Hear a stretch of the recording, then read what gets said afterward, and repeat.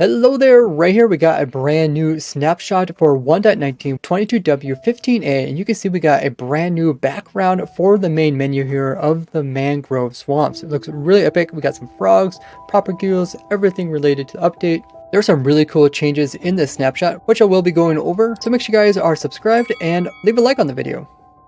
Now they did make a massive change to the Warden, and that is how he actually goes after players. You can see he does not mess around.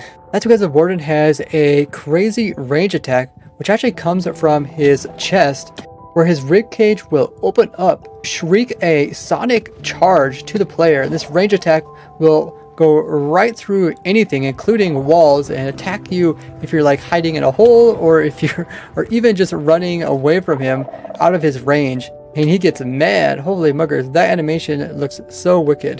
Definitely need to be eating your enchanted apples if you want to avoid getting one hit.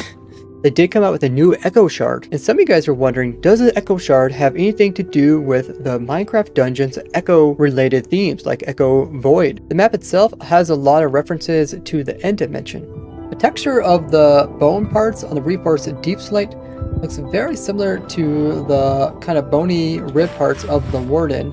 They also change how far the Warden can sniff out its prey. From just 6 blocks, now it can go out to 20 blocks.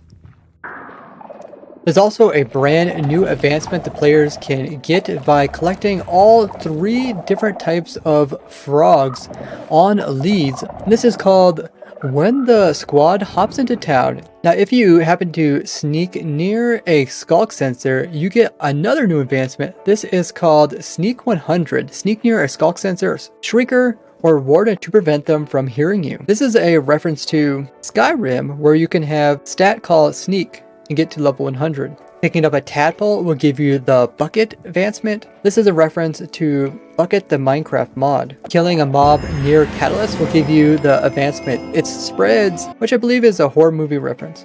Getting all 3 types of frog lights will get you this advancement with their powers combined, which is probably a Power Ranger reference. Having the Allay pick up an item and drop it off to you gets you this advancement called You've Got a Friend in Me, which is a reference to Toy Story.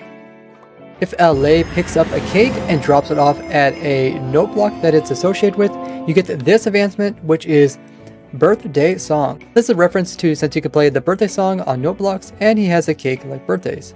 Now in order to get the How Do We Get Here advancement, you need to also have the Darkness effect, which is going to make getting this advancement a bit trickier, as it comes from the Shrieker or the Warden, meaning you have to find one of these deep dark biomes.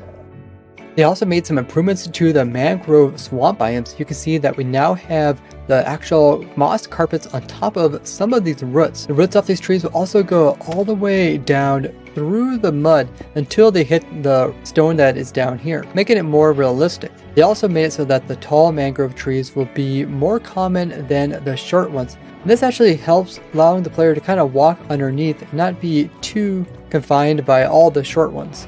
They also added some propagules are sold by wandering traders for 5 emeralds, so you can get these without even having to travel to the swamp.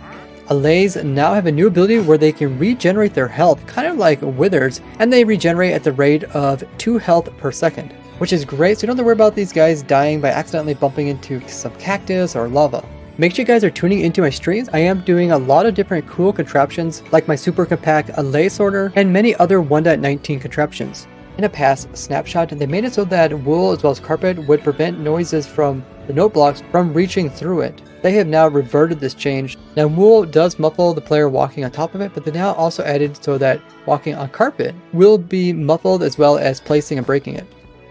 When they came with those advancements, they also came in with some new triggers to make those advancements work, as well as some new game events, as well as renaming them so they use the new term dampen. Besides those changes, we also got a bunch of different bug fixes which will impact the game. There was problems that the Warden was still despawning when a little bit too far away from the player, which is now resolved. Looked like they changed it so Wardens that are name tagged will no longer despawn and they don't have to be constantly targeting something. They fixed the problem of being able to push a Warden when it's digging out of the ground or going back in. After roaring at an enemy, a Warden could sometimes forget exactly which one it was attacking. Despite shriekers being able to be waterlogged, placing them down inside of water was actually deleting the water. The Skulk charges have these really cool looking particles, but you couldn't actually summon them in yourself. You were still able to activate a Shrieker and hurry destroy it, preventing the Warden from being summoned in. And now this no longer works. Despite most blocks following a 16 pixel per 1 meter length measurement, the Skulk sensor wasn't doing this and instead had all its pixels crunched down.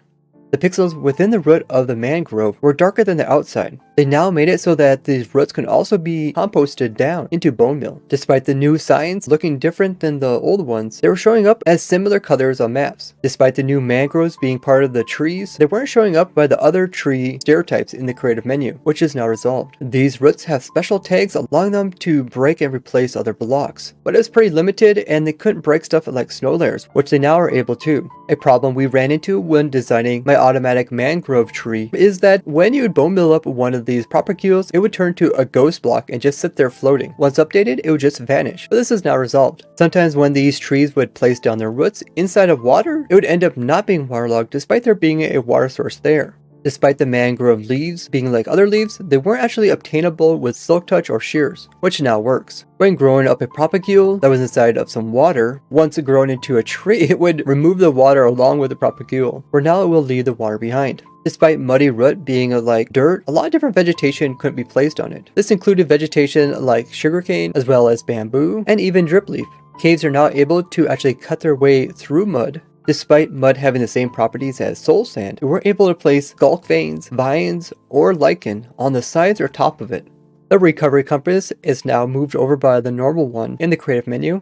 So if you use this new type of compass onto the lodestone, all of a sudden it gets like the enchantment look on it, but it doesn't seem to be pointing at the lodestone. This bug is now fixed.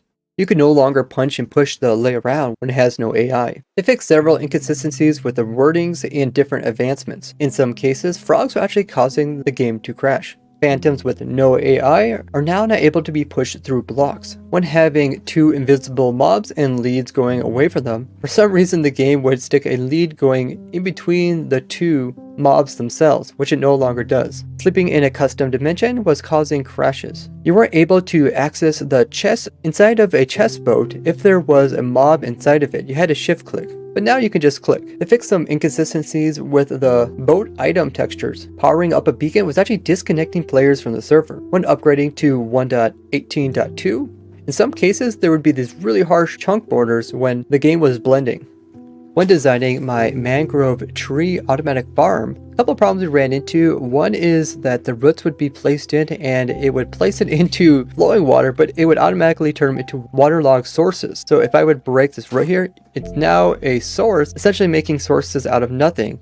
Instead, it's supposed to be like this one. When you break it, it goes back to flowing water. Another problem we ran into is when the root blocks are placed into the game, they don't actually create updates that can be observed with observers, unlike the rest of the trees in Minecraft, which when they grow, you can actually detect them. I put those reports in the description if you guys want to upvote them. Hopefully they get fixed. From the last couple snapshots, you guys asked some really good questions about these new features. So I'm going to answer a couple of the common ones that I've seen. Now in each of these secret rooms that are underneath of the portals, they do have some kind of indicators at where you're supposed to stand. Like this little block here is different than the rest of them, and that's actually where you stand to activate the Skulk sensor. And in this one, the little special block is here in the center, and by walking there you can activate the Skulk. The one with the chest doesn't actually have this, but you're supposed to actually eat the carrot in the chest. We'll put off the correct signal, which will make it get past this redstone check here to actually open the door. So in this structure called the ice box, you can sneak down into this area here where there's all the ice. You can also open up this chest and there's suspicious stew. And Seiji looked in the code and this stew can either be blindness effect or night vision. Night vision would be very helpful. And it looks like this warden wasn't too smart and spawned right directly inside of all these solid blocks. I guess the ice house is good for something then. So this structure here has a bunch of different wool type on top of it, but it also has a secret campfire that's not lit underneath.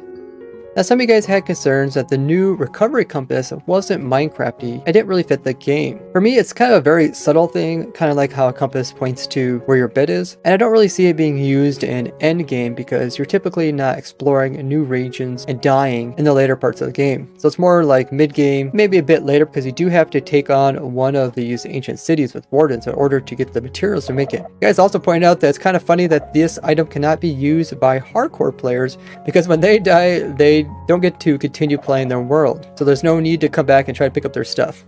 You guys asked if you place stuff inside of a chest boat, would it be able to be read with a comparator if that boat was inside of a normal minecart? And the answer is no. Now, on my video covering all the cool tricks that you could do within the Minecraft April Fool's snapshot of 2022, there was some things that I also missed in that video. You can check out all the other ones there, linked below. Let's check out some of the cool ones that I overlooked. If you get an open map and then put it into your offhand and then put it back into your main hand, you now have 4 hands on screen. Oh, that is so cursed. There was quite a few references to Among Us in their April Fools. You guys asked if it's possible to craft chain armor using fire, and it doesn't seem so. Holding a tiny magma cube actually gives you fire protection. Very cool. Because water has super high blast resistance, just having a bucket of water, picking up, and then just throwing it as an item onto the wither will instant kill it. If you grab an entity, put it on your head, and then if you go up to an item that is also entity, you can grab it and place it on your head as well. So it's actually possible to hold multiple items this way by picking them as entity form. And when you go ahead and set it down, they stay as one. But you can see the item eventually does pop off. Powering a piston with some redstone actually can push bedrock. If you're in a barrel and you're in survival and you hide, some mobs don't really see you anymore, like this zombie here. If you pick up a mob and then pick up an armor stand, the mob will be stuck on the armor stand when you place it back down, which is kind of a cool way to store your mobs. You asked a question, if an axolotl is given a barrel and then it crouches after a chicken, will it actually turn into a barrel? It doesn't seem so. And in some cases, you can actually duplicate a barrel by trying to put one onto a cat. You guys asked what happens when you update the April Fool's snapshot to a more recent version. Now, you typically can't do this, but I just went ahead and moved some of the files over and let's see if it loads up. And this is what it looks like. So it looks like you can update your world in kind of roundabout way. The actual items look like they did vanish, but the blocks that were placed down stay there. Now, I did see a couple of comments mentioning that maybe the 1.18 update took so long because they had people working on this really complex and very elaborate snapshot. And it could be the case, but the thing to keep in mind is that with these snapshots, they're supposed to be fun. Although people get excited for the actual update, remember the journey to the update is part of the fun as well. Make sure to enjoy all the little things that come out in Minecraft and not just the really big updates. A lot of you guys thought because of all the weird stuff that was added into the Minecraft April Fool's snapshot that maybe Mojang was actually going to add some of this stuff into the actual game, because in the past some April Fools actually had their things eventually added into the game, such as like colored glass panes, and it's possible that they added in some things here just to kind of experiment and see how they would interact with the gameplay. What do you guys think? Is there anything particular in the snapshot that you wish was in the main game? Now come join my live stream, where you guys are able to join me in playing with all this new stuff on my Snapchat server. You can find the IP on my Discord, along with tons of other helpful things. We just recently passed 340,000 subscribers here on YouTube. Thank you guys so much, and let's see if we can get up to 350 by the end of the month. Thank you guys for all your support, and I'll see you guys in the next one. Bye-bye!